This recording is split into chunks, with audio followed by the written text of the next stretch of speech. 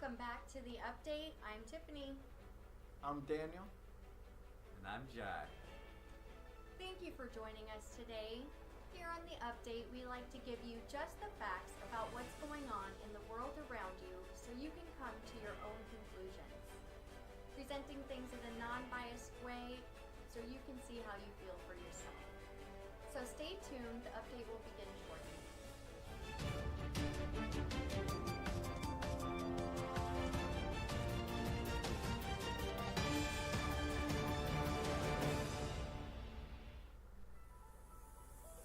Thanks again for being with us here today. It's everyone's favorite time, the Haps with the Maps. Over in Ukraine, here's everything going on that you need to know so far. The Nord Stream pipelines have sustained unprecedented damage, and Denmark's military has issued an image of gas bubbling at the surface of the Baltic Sea, where 3 offshore lines of the system were damaged in just one day. Poland's prime minister has already called the leaks an act of sabotage, which he said were related to the next steps of escalation of the situation in Ukraine. Now, we talked about Putin's call for partial mobilization, and some Russian citizens are now paying upwards up to $25,000 to escape the country. In Georgia and Kazakhstan are also seeing a mass increase of Russians, thousands crossing the border to leave their countries as military-aged men avoid military call-up. There are others in Russia who are ready to fight if called upon. In eastern Ukraine, the regions holding Russian referendums are due to end yesterday. Voting in the eastern provinces of the Luhansk, Donetsk, Kherson, and Zaporizhia began on Friday, and Russian President Vladimir Putin said on Tuesday that Russia wants to save the people in those 4 areas, which are Moscow-backed separatists. Russian media have announced early results claiming that the regions have voted by at least 97% to be annexed, but the whole process has been dismissed as a sham by Western nations and described as a propaganda show by Ukrainian authorities. Both Ukraine and the US have pledged not to recognize the results. Now, moving over to the Middle East, the Taliban have signed a provisional deal with Russia to supply gasoline, diesel, gas, and wheat to Afghanistan. The ministry has been working to add trading partners, and Russia offered the Taliban administration a discount to commodity gold prices. This is the Taliban's first known major international economic deal since they returned to power more than a year ago back in their country. No country currently recognizes the Taliban, who took over Kabul when U.S. troops withdrew. The deal includes Russia supplying around 1 million tons of gasoline and diesel, along with 500,000 tons of liquefied petroleum gas, and along with 2 million tons of wheat annually. The trade deal is likely to be watched closely by the United States. Now, Jai has the next couple of updates for you. Thanks, Tiff. In Sudan, leader Mohammed Hamdan Dagalo, more known as Hamet, is trying to position himself in a role of support of pro-democracy. Hameti declared the October 25th, 2021 coup a failure due to the ongoing protests and the downfall of the economy. His efforts include reducing violence in Sudan's neglected peripheral regions. This comes after nearly a year after backing the coup in Sudan. Hameti is widely considered a traitor after turning on Sudan's former president Omar al-Bashir in April 2019. He eventually became the second in command to top Army General Abdel Fattah al-Burhan, his partner in the coup. Now, after months in tracking down on pro-democracy demonstrators, the RCF leader is backing efforts to form a civilian government to secure popular and international legitimacy. There are those who view his new activities as just another way to obtain power in the next government. Hopefully it's for the better. We will continue to report on this story as it develops. Now, moving on to Africa. first identified in 1976, the virus, whose national host is the bat, has since set off a series of epidemics in various African countries, killing about 15,000 people over the years. The latest Ebola outbreak just ended in the Democratic Republic of the Congo. The outbreak, which is the 15th for the DRC, emerged after a case was confirmed in the eastern city of Beni mid-August. Thankfully, that was the only case, and after 42 days passed with no new cases, the epidemic ended. Ebola is an often fatal viral hemorrhaging fever. Human transmission is through body fluids, with the main symptoms being fever, vomiting, bleeding, and diarrhea, resulting in a 90% death rate. Coming back closer to the west, in Canada, the U.S. is not unique in the fact that it has border issues. In Canada, the number of asylum seekers entering Canada between former border crossings has surged to the highest point since the government started tracking them in 2017.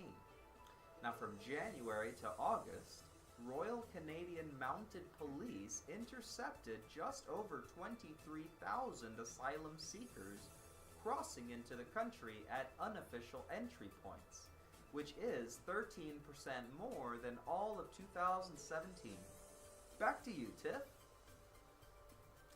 Thank you, Jai. Now, in a cool story, Walmart, the nation's largest employer, has made two moves this year after the Roe v. Wade decision. First, the company said its healthcare plans will now cover abortion for employees when there is a health risk to the mother, rape or incest, ectopic pregnancy, miscarriage, or lack of fetal viability. The new policy will also offer travel support for workers and dependents covered under their healthcare plans so they can have access to services that are not available within 100 miles of their locations. Second, Walmart has also announced that it will provide employees with several new family building benefits, including fertility and surrogacy coverage, including a new state-of-the-art clinic and in vitro fertilization that will provide comprehensive, virtual, at-home, and in-clinic care. Walmart employees and their dependents who are enrolled in a self-insured Walmart medical plan will be able to receive fertility care, including board-certified reproductive endocrinologists and senior embryologists at one of Kindbody's signature clinics nationwide. Services, again, will include the fertility assessments and education, fertility preservation, genetic testing, and intrauterine insemination. It will be also available to help eligible associates access Walmart's surrogacy and adoption benefits. It's good to see a major corporation have an unbiased stance. On Monday, the nonpartisan Congressional Budget Office announced it estimates the plan to forgive significant amount of student loan debt will cost around $400 billion over the next 30 years. So what does the plan do? It cancels $10,000 in federal loan debt for those making less than $125,000 per year and forgives $20,000 for those who have received a Pell Grant for low-income families. It's expected that the canceled loans will be added to the federal deficit, and experts are divided over what the effect of this will have on the economy. Those long opposed to student loan forgiveness have vowed to pass a bill to roll back the president's plan if they take control of one or both houses of Congress in the fall's midterm elections. Don't go anywhere. When we come back, we'll be talking about the World Health Organization.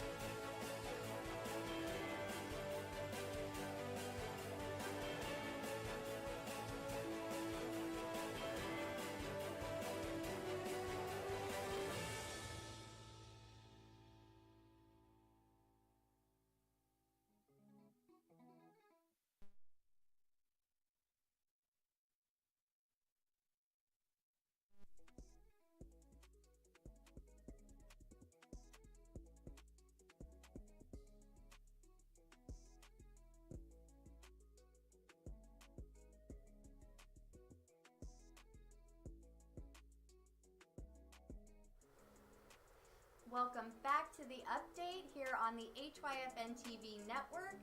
Now today we are talking about the World Health Organization. The WHO? Exactly. What I mean is they are also known as the WHO. Jai has all the details for you. Thanks, Tiff. So we checked out their website, and here's all the info you need to know about who? The WHO? In a nutshell, the World Health Organization leads and champions global efforts to achieve better health for all. They do this by connecting countries, people, and partners, and strive to give everyone everywhere an equal chance at a safe and healthy life. The WHO tackles emerging epidemics such as COVID-19 and Zika to the persistent threat of communicable diseases including HIV, malaria, and tuberculosis, as well as chronic diseases such as diabetes, heart disease, and cancer. They bring together 194 countries and work on the front lines in 150 plus locations to confront the biggest health challenges of our time and measurably advance the well-being of the world's people. The World Health Organization's headquarters are located in Geneva, Switzerland, and they have 6 regional offices in Africa, the Americas, Eastern Mediterranean Europe, Southeast Asia, and the Western Pacific. There are 150 country offices and other offices around the world, and the organization plays an essential role improving local health systems and coordinating the global response to health threats. WHO plays an essential role supporting countries to prepare for, detect, respond to, and recover from health emergencies, including pandemics, disease outbreaks, natural disasters, and humanitarian crises. They build global systems that predict, prevent, and contain emerging risks, support countries and communities to respond to disease outbreaks, disasters, and humanitarian crises, rapidly access the availability, safety, and efficacy of emergency health products, marshal resources and health services for fair global access to vaccines, therapeutics, diagnostics, and supplies, and support on-the-ground care in fragile settings to protect the most vulnerable. In order to accomplish all of this, their health goals require strong support from experts around the world. WHO currently works with 5 hosted partnerships, more than 100 collaborative arrangements, and over 800 collaborating centers in order to learn from the knowledge and expertise of those in the field and support the objectives of national health systems.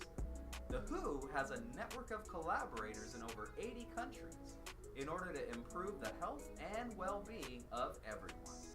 Back to you, Tiff. Thank you, Jai.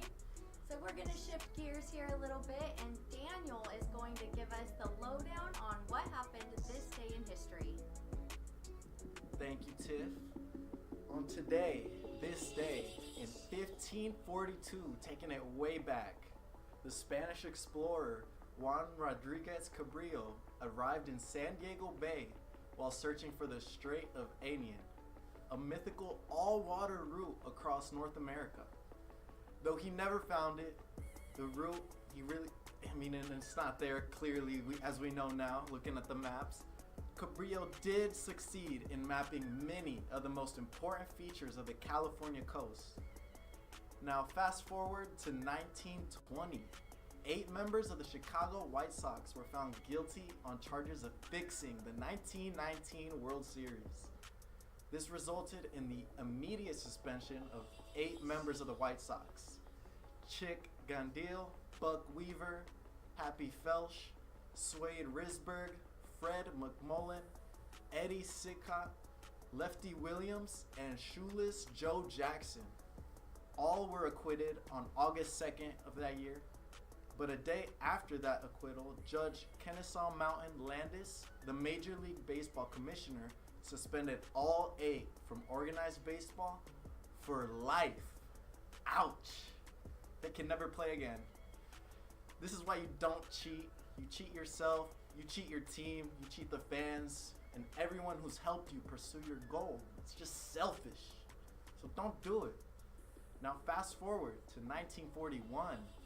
Interestingly enough, just over 20 years later, which was the last day of the Major League Baseball's regular season, the Boston Red Sox, Ted Williams gets 6 hits in 8 at-bats during a doubleheader in Philadelphia, boosting his average to a strong 406. And he hit a home run on the last at-bat. He became the first player since 1930 to hit over 400, and it was 406 to be exact, like right above it, barely made it, and it was all because of that last game. And he's still the last player to have done that. Talk about a legacy. Now in 1965, in a whole other area, after leading the Cuban Revolution, Fidel Castro announced that any Cuban who wished to leave the island was free to do so. With Cuban forces no longer blocking civilians from leaving, a massive wave of emigration ensued, bringing hundreds of thousands of Cuban immigrants to Florida, leading to the creation of the Freedom Flight's airlift program. Now let's talk about the GOAT of innovation, Elon Musk. In 2008, SpaceX launched their first ever private spacecraft, the Falcon 1, into orbit. Now those are just some of the events that took place on this day in history, and there are many more. If you get time, check out events that happened this day, another day, on your birthday, whatever day you want. There are so many things you can learn from taking a look back, and I mean, isn't that the goal? So we don't let history repeat itself. Now let's go back to you, Tiff. Thank you, Daniel. Stay tuned, everyone. Next up is Everything Arizona.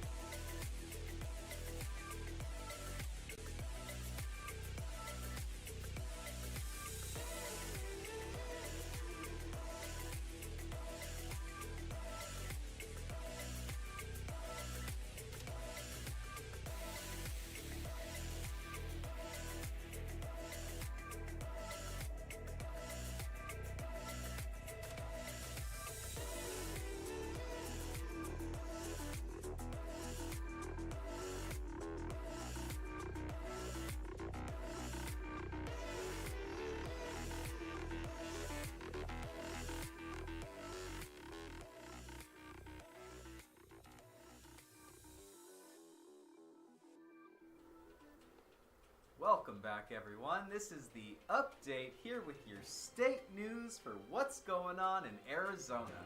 Thanks for joining us.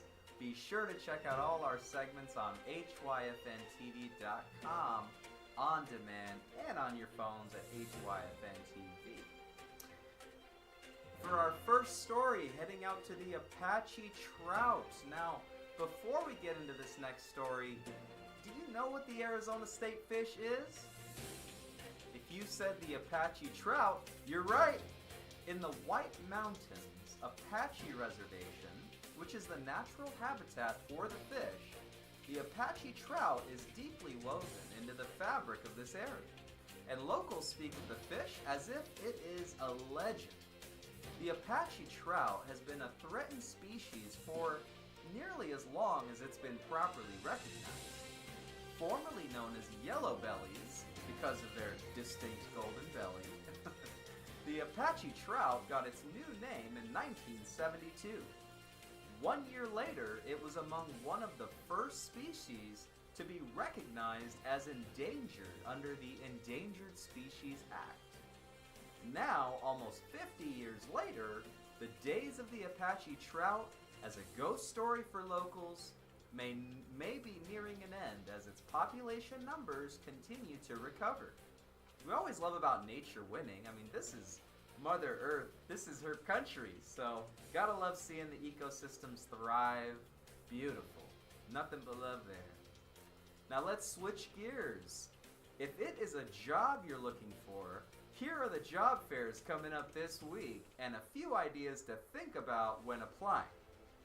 First, if a job fair is what you're looking for, Arrowhead Mall in Glendale will be hosting one tomorrow, September 29th from 1 to 5, and it will feature more than 30 retailers, including stores like Dillard's, Macy's, Sephora, H&M, many others. Wow, all the big boys.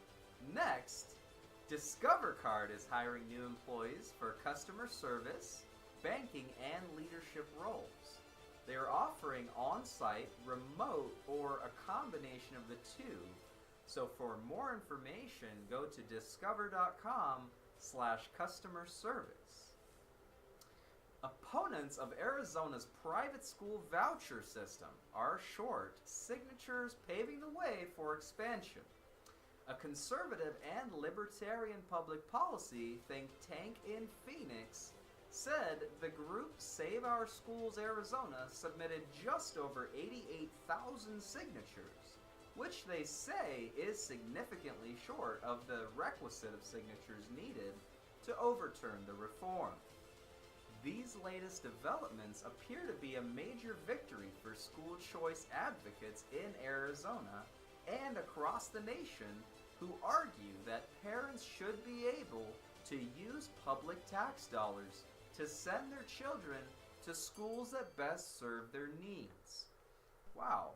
I don't know, that's a pretty interesting topic there, and I'm sure we've come across a variety of opinions. Don't go anywhere. Next up, we talk about the Senate race.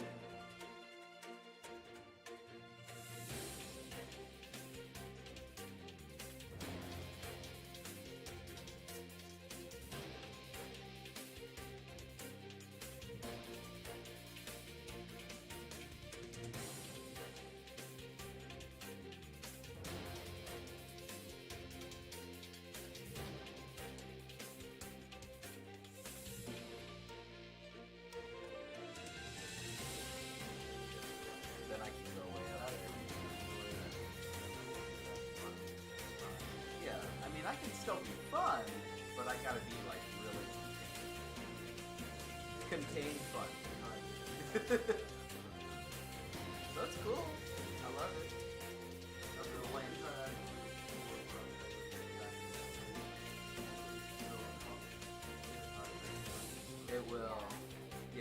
Like, I think it's much more dude, he really did. Yeah.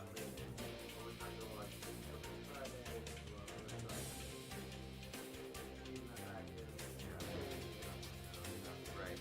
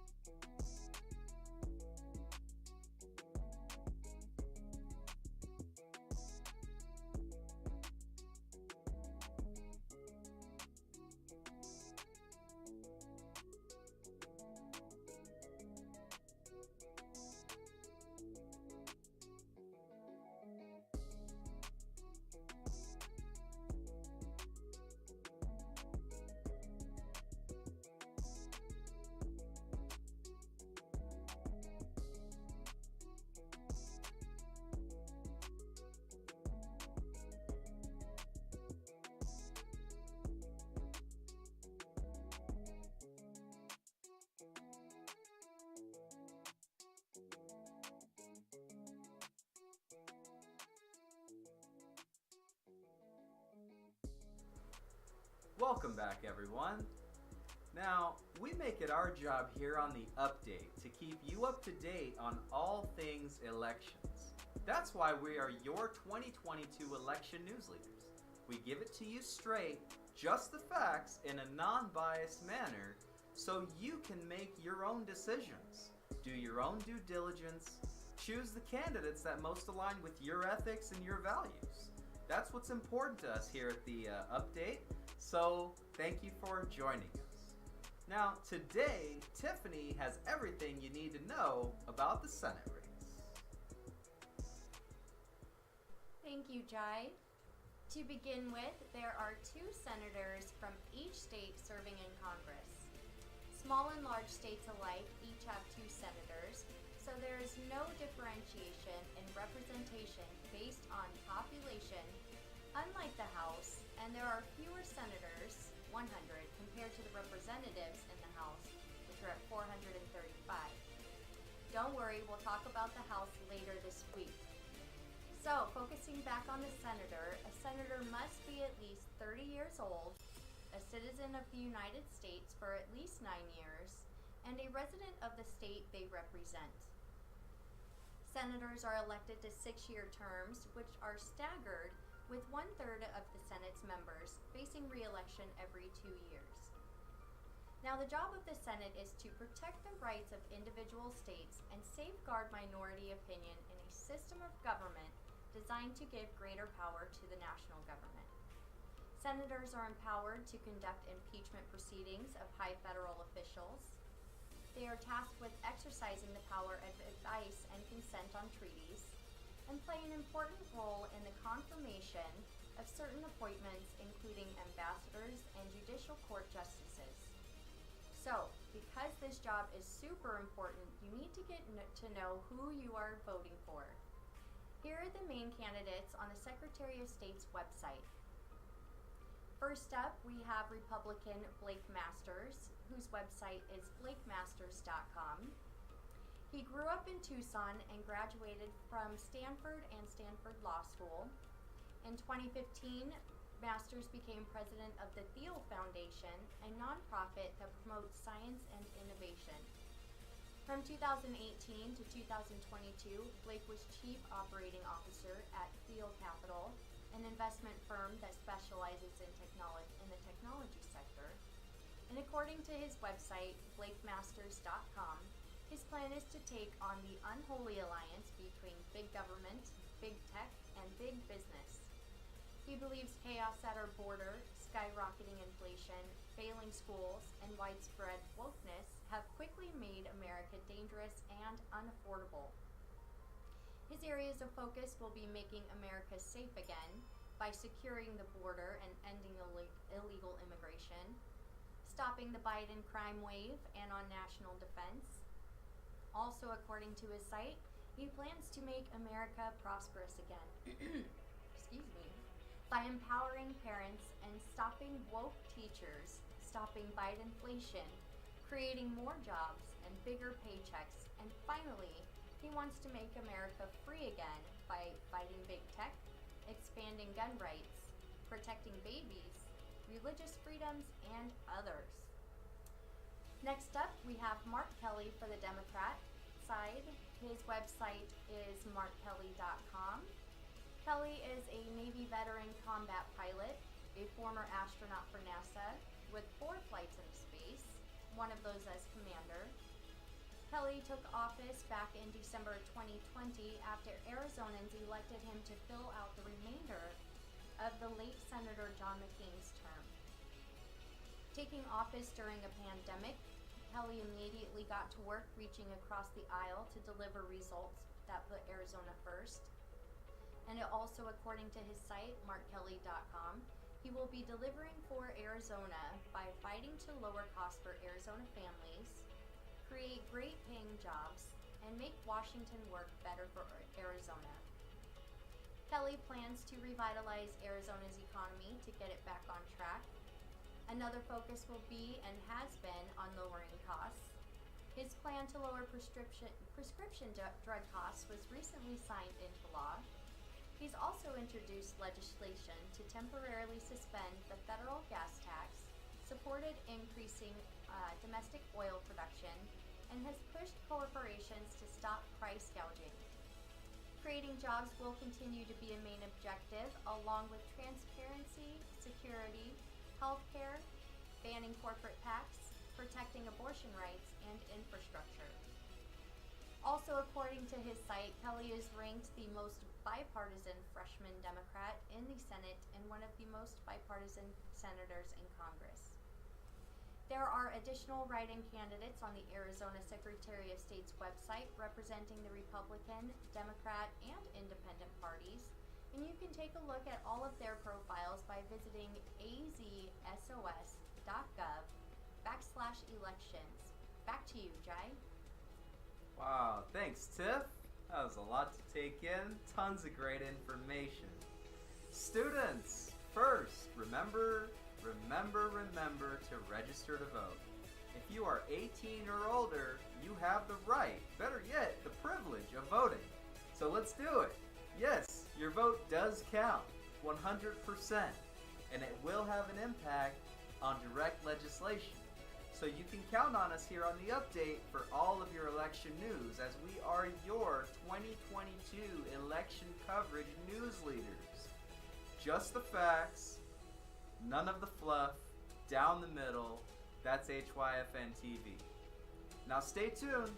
Next up, Tiff has some top spots to check out in Arizona.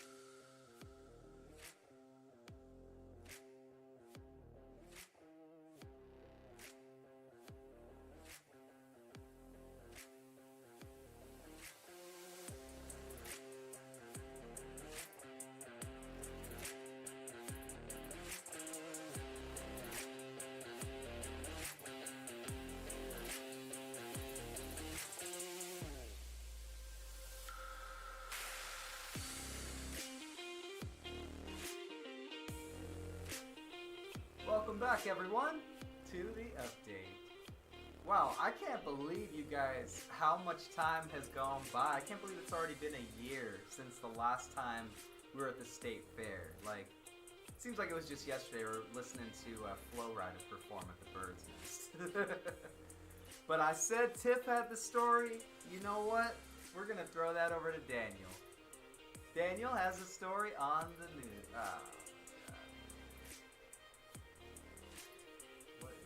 Alright. Now, I know you get excited, I get excited, we all get excited, and I know that you wear your stretchy pants to the fair, because they have all the good food you could possibly think of, all those amazing calorie-filled yummy goodness. Now, this year's not going to be any different. There's going to be 88, that's right, 88 food, drink, and dessert vendors throughout the fair for your enjoyment.